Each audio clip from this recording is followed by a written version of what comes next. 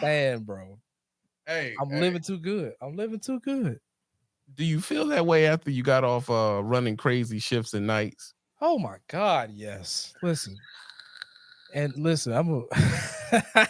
me tell you something, man. When you've been from here to Kalamazoo, you've had the highest of highest dollar paying jobs. You know what I'm saying 120, 140, 160, something like company. Mm. You know what I'm saying when you live that life and you spent the money, and when you wake up in the morning, you got to look yourself in the mirror and figure out who you really are, who's the man, who's the woman that's on the other side of that glass. That's when you start to realize what really matters.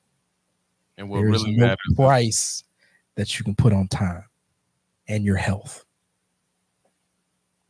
so let's list a couple of deals that trucking tries to give you that you just right when you see it in the description, you think, no, sir. Lie number one, X amount of dollars a week. Mm. You're going to go home every 2, 3, 4 weeks. Mm-hmm. You know, our top drivers make X amount of dollars a year. We're a family over here. We Ooh, that's a good one. Y'all don't give a damn about the drivers. What about the higher pay differential for night position? Oh my God, the night differential. Oh, we gonna give you an extra $3 on the hour just for coming in after dark. Where if the load is screwed up, guess what? You on your own. Because guess what? There's no night dispatch. And if there is, he don't care. He pushing the buttons into your paperwork. He pushes you out the door. He's pushing you off as long as he can till 6 a.m. come along Mm. when it's time for that shift change.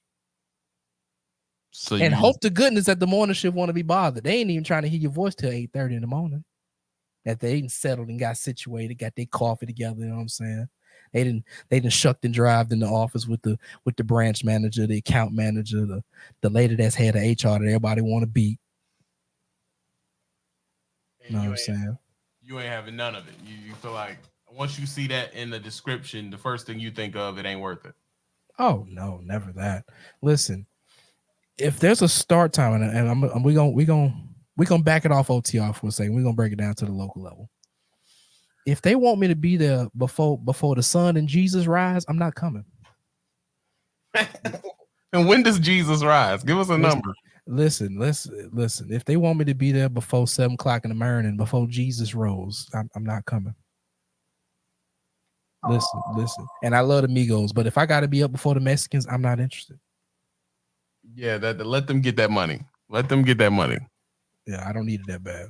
So no 3 o'clock start times 2 days a week. Never, never. Listen, I'm at the point in my career now, mind you, no job is perfect, but I'm at the point now where I'm not. You can't make me work more than 60 hours a week, bro. Lucky if you get 55 out of me, to be real with you. Really? We push past 50, I'm looking to go home early. I'm looking for a reason to go home early. What? Well, Yes. the 80-hour work week is high. That's people jammy jam, man. Man, no. Something terrible has to go wrong for me to be out more than 9, 10 hours in a day. I'm not doing it. That's crazy, bro. I don't know, man. And People. mind you, I work. You know what I'm saying? Like I'm not just running, I'm not bumping docks. No shots to y'all. I work. You know what I'm saying? Not only do I drive the truck, but I have to deal with customers. I have to make deliveries in all weather conditions. I'm talking about rain, sleet, and it snows where I live. So I have to deal with that too. The cold, the wind, the flooding, the mud, all of this. I lift drums every day. I pick up boxes every day. Right. And even in spite of that, my lifestyle's still better than a lot of y'all. So Mm. So you let me get this right. So you get to go home every night. oh yeah. Do you have your weekends to yourself? Oh, absolutely. I wish they would call me on a Saturday. If they do, they gotta pay me. And that's what, once every 2 quarters for our annual meeting that we have with the Yeah. the What they higher got to ups. shove out an hour when they doing that double time and time and a half on a weekend? Oh, at minimum 45 in overtime. Yeah, at minimum $45 an hour. Not to mention quarterly bonuses, safety bonuses, yearly bonuses, sign-on bonuses. Jeez, bro. Talk to me nice. So you saying your check could be 35, 45 an hour? If I try hard enough, yeah. I say average 28, $3,000, 32 on a good week. You know what I'm saying? Robert Wallace says, I've been doing 60 hours to 77 hours the last 8 weeks. And that's wonderful. I'm glad you're not killing yourself out there in these streets, but I like my bed. You know what I'm saying?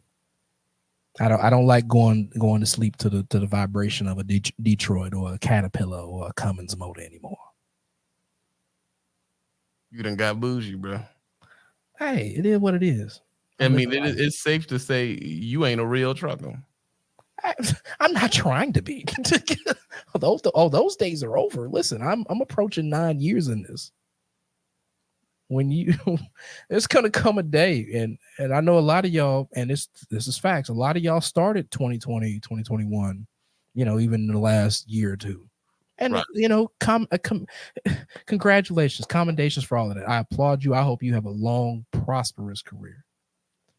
But one day you're gonna wake up and say, forget it. It's not worth it. There's not a dollar you can put on making me get up and go do this. They can't offer you enough money. No, I've been at the peak of what they could offer me, and it's not worth the peace of mind. Well, you can get home more if you bought a truck. Now we pushing them buttons. We pushing them buttons. I'm just saying, man, we pushing them buttons. If you own your own truck, man, you be able to get to the crib and control when you come home. So here is the truth. You need to be an owner and not a loaner. You feel me? Listen, here's the truth. You know what? Yeah, I'm gonna do it today. I'm feeling real petty. Screw it. We're gonna talk about it today. Okay, so you're a slave, bro. You're a slave. Mind you, if you're a truck owner, great. I love it for you. I hope you have a prosperous business. But as you spoke before, 90% of us aren't meant to be business owners. That's just first and foremost. We don't come from the circumstances that allow that to make sense. Most of us, when we get into this business, we are coming from some type of financially critical situation. Right. Myself included. I'm not saying I was on the street, but I come from humble beginnings. You know what I'm saying? Mm-hmm. That's not to say, oh, that's my story. Like, no, that's just my circumstance. There's a difference. Right. So when I started, and I imagine when you started, there was very little means on us for a good while. You know what I'm saying? We had to put the skin in the game. We had to clock them hours before it was like, okay, I'm transitioning out of survival mode. Right. And then, unfortunately, again, because of coming from lesser means, we transition from survival mode to, I have it now. I can go spend it now. I can buy my heart's content. I mean, and we're not just talking about material. We're talking about food. We're talking about where you're sleeping at, the hotels, the Vegas trips, the LA trips, the Atlanta trips, the Houston trips, I'm outsides. I'm renting Toros now. I'm leasing Hellcats now. I'm leasing Durango trucks and Trackhawks now. You know what I'm saying? I got the $800 car note and it's nothing now because I'm making $2,500 a week. Right. Them conversations. And then, but you would have more if you owned the truck, bro. Okay, sure. You understand? However, that? If you have 25 a week, you have 45 a week. Here's the truth about that, especially in today's world. Yes, paper for paper, bar for bar. Yes, as a person who owns their truck, naturally, because you're not making a truck payment, you're not paying certain fees to the carrier. Yeah, you're gonna have more money in your pocket. However, if you do not have the right relationships, the right connections, or even living in the right part of the country, there's a high probability you're going to fail. I mean, and I'm not saying anybody's a failure for it not working out. That's just the way the industry's set up. It's stacked against you. It is literally, this is a a conglomerate of corporate businesses. Like, you know what I'm saying? This is different. This is a different pocket. We've been tricked and bamboozled because they made it easy for us to access by, leveraging us with these wild contracts. You see the stories. People are talking about the place we once recommended. you know, People are leaving in droves. People are upset. People are coming with receipts about how they've been done wrong by this industry. Obviously it's a problem if more than one, especially here in recent times, as there have been adjustments, there's been more corporate restructuring, that there's an issue in the industry. The truth is they lied to us. They lied to all of us. We all fell for it, at least before, at least a couple times. You've had your fair share of lease situations. Oh yeah. It's I mean, in some cases, yes, you get a good deal. I can say, like, my very first lease I had, the lease itself, fantastic deal. I would have owned the truck in 18 months. However, what I did not account for is the carrier that it was attached to. Their logistics were terrible. So as a result, I cannot produce revenue. Now, mind you, I can outrun the field. I'm telling you, I can clock 700 miles legally. Legally now, mind you, legally. You keep the door closed. What you say? Oh yes. Listen. I don't. My boot doesn't touch the step for 6 hours. I can run with the best of them. So that means you should have been getting money.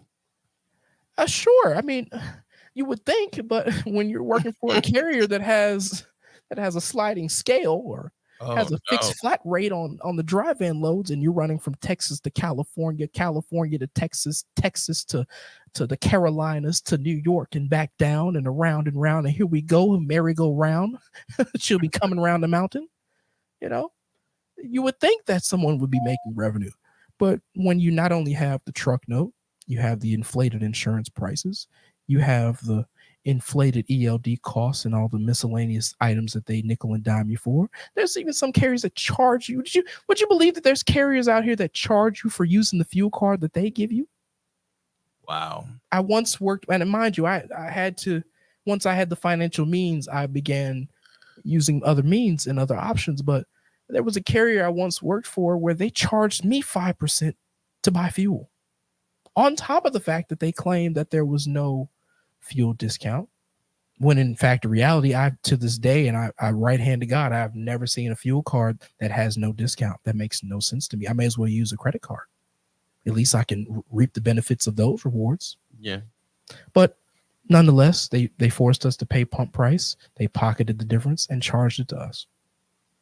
So but these are just some of the little nuanced tricks that these carriers pull to squeeze more money out of you. Yes, there are beautiful, fair carriers out here. I am not saying that they are all bad, but trust me, there are more bad than good.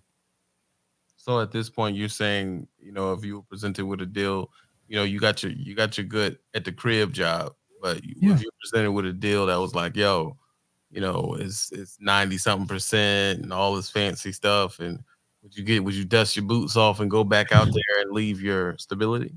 No, and I'll tell you why. Oh no. I've reached a point in my life where, yes, we have to be an adult. We have to make some money. Right. But the money is not worth my health anymore. Like I said, I'm going on 9 years into this. I have shoulder problems. My knees are gone. And not even that. I had to stop doing it for my mental health. Really? Yeah. Like, at the worst of it, when I was full OTR, and I'm going to use a safe word because we're on YouTube, I was a flight risk. I had to get professional help. You're talking about self-deletion. Yes. I was going to clock out of here. It was going to be my last shift for real. And what about OTR and made you get to that point? For one, the biggest thing was not taking care of my physical health. Unfortunately, the genetics I was dealt, I have deficiencies that I was not addressing, and that was causing me to be unstable mentally with chemical imbalances. But aside from that, the problems that I created for myself from being OTR, not having my home life together, not having my family situation together.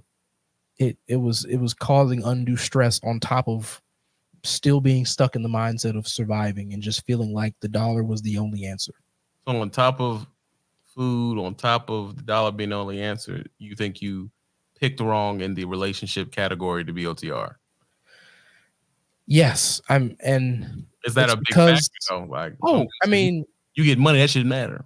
yeah, for some people, sure. For me, like I said, I come from a different time where yes, money can make life easy, but it is not the end all be all. I happened to come across a video of a very good YouTuber by the name of Trucker Brown. He's a YouTuber that specializes in trucking. Again, a very niche market, but he does quite well on the platform. Give him a round of applause. Trucker Brown here. I'm just here to remind you that we are on Patreon, and it does help out the channel. Thanks to all the people who sub to the Patreon this weekend. I appreciate you. New content is coming there, and these clips that I'm giving you are from the exclusive Trucker Report Live that I do with Phil, which his link is at the bottom on Rumble TB Uncut. So I appreciate y'all. Love the support. If you like the content, man, hit the buttons. Let me know. Thanks for coming to the Patreon.